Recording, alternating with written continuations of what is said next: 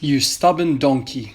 That's the thought that I had today. I started thinking about how I'm going to implement the upper body training. It's basically been, I had a look at the training log, man. It's been like 2 months since I've last done any sort of upper body, which is a very, very long time if you're interested in getting stronger. The thing that really kind of motivated me to get back kind of today is not so much the muscle mass kind of wastage, it's the connective tissue wastage. As you guys know, some of you guys might not know, that frequency of training is very important, not just for muscle mass, but also for ligaments and tendons. Those guys don't take a very quick time to get stronger. They actually take a very long time to get stronger. This is why, I've said this in the past, this is why I believe that people on steroids tear the tendons, because the steroids increase the muscle mass fairly quickly, but the tendons can't keep up with that kind of strength increase and they just pop off. So thinking about my upper body training, I'm like, man, I'm letting my ligaments and tendons get weak, which is going to take a lot of time to get kind of back up to scratch. Your muscles might be strong, but your connective tissue might not be strong enough to kind of actually, take the load. So I just thought to myself, don't be a stubborn donkey. And I know I've said that I need a squat PR before I get back to upper body training, but this hip issue is taking its time. It might take a little bit more time. I feel like I've found the secret recipe with the GHDs and the lunges.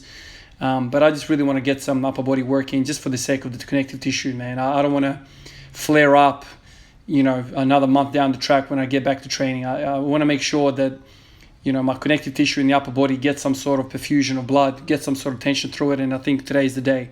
I don't think my squat PR is too far away. I think my hip is sorting itself out with these lunges along with the GHDs, like I said.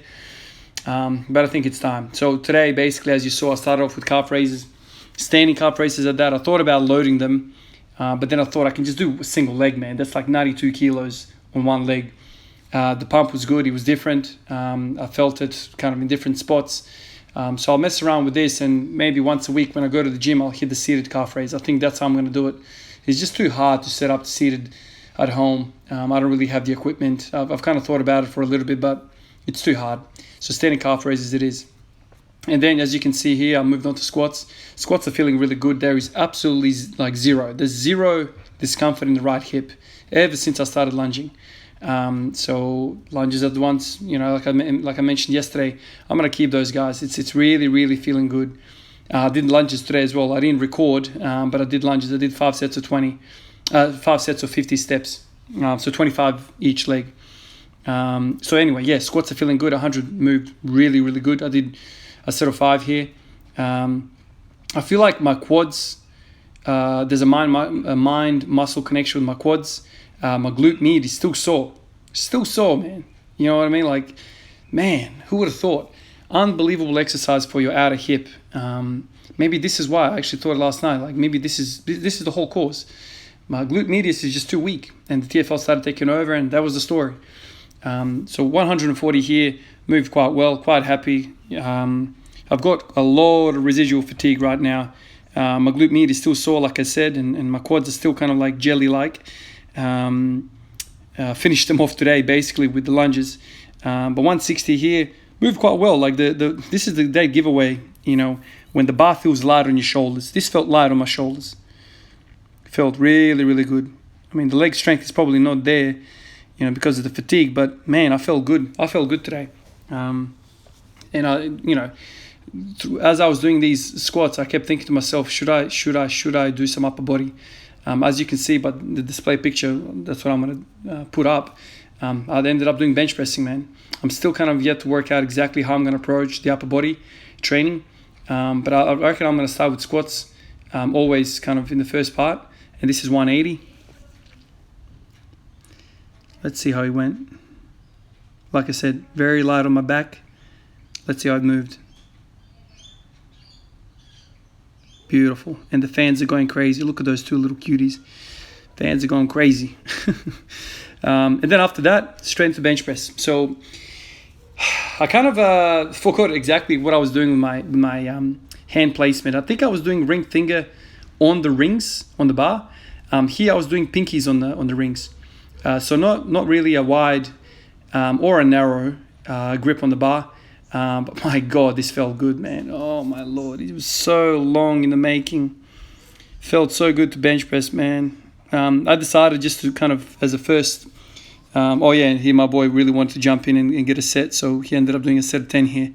My boy's now 4 years old, and he's really taken a liking to watching me train. So, my God, if he starts training, this early, obviously he's not going to be doing weights at 4 years old, but if he's exposed at 4 years old to this sort of stuff, my God, who knows what he's going to do when he's my age. God damn, he's going to be very impressive if he continues like that. But yeah, I ended up doing a whole bunch of, I think this was a set of 5 and a set of 5 with 80. I just wanted to test where my max was. I know it's silly to think that after 2 months you want to see what the max is. I mean, this is really, neural efficiency is completely out of the window, and my body's like, what the hell is going on here? You haven't done this in a long time. So my neural efficiency is in the sink, basically. It's not really good at all. And I started feeling my pecs even with 80 kilos. I started feeling a strain in my pecs, and I knew that attention fatigue is not going to be far off. Ended up doing 5 here. I felt quite good. My bench press style is a lot like the ATG squats. Like, I like my lifting, no cheating, flat back, man. I get it. You can move more weight when you arch your back, but this is supposed to be an upper body exercise, man. When I see guys arching their back like it's a freaking bridge, and you can like crawl in between the gap of the small of their back, I don't like that, man. Powerlifting really, really smells for me when I see dudes do that. 100 times 1, that went well. Then 110 times 1.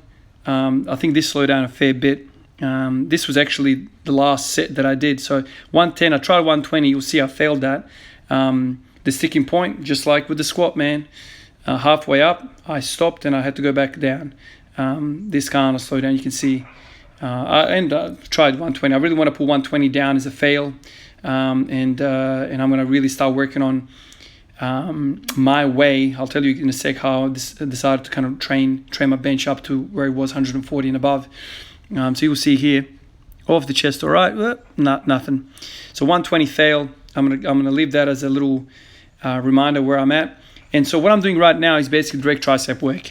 If you guys have not seen Dave Tate's YouTube channel, check him out. Specifically the interview that he did with J.M. Blakely. J.M. is basically a dude that was a very, very good bench presser in his heyday.